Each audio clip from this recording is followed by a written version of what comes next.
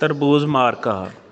प्यारे नन्हे मुन्ने दोस्तों, दूर एक गांव में एक लड़की सिदरा रहती थी। सिदरा के पास उससे छोटे 2 भाई थे। एक अली और दूसरे का नाम ज़ुबैर था। ये तीनों अपने माँ बाप के साथ रहते थे। गांव से बाहर थोड़े फासले पर इनका खेत था, जिसमें इन दिनों उनके अब्बा ने तरबूज उगा रखे थे।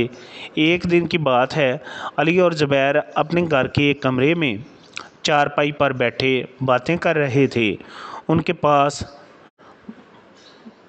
पानी भरे बड़े टब में ढेर सारे तरबूज ठंडे होने के लिए रखे थे। अचानक किसी बात पर बहस करते करते वो दोनों आपस में झगड़ पड़े। घर में उस वक्त कोई भी मौजूद नहीं था जो इनका झगड़ा ख़त्म करवाता। इनका झगड़ा बढ़ता जा रहा था। अली ने टब में से एक तरबूज उठाया और ज़ुबैर की तरफ ज़ोर से उछाल दिया।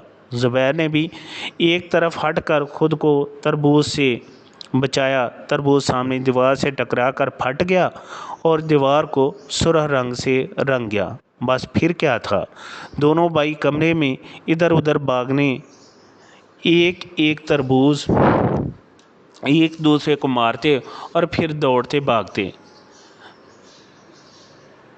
फिर भरकर खुद को तरबूज से बचाते। जब तक टब में से तरबूज ख़त्म होते, दोनों भाइयों का गुस्सा भी ख़त्म हो चुका था।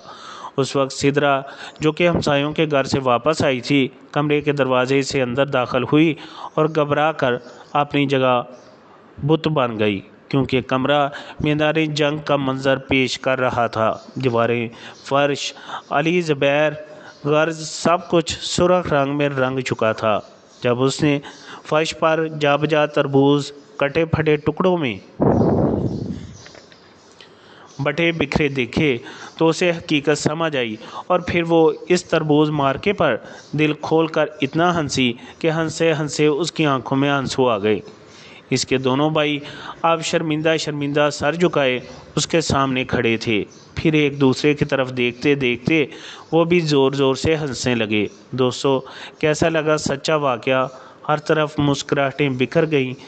सिर्फ तरबूज ही नहीं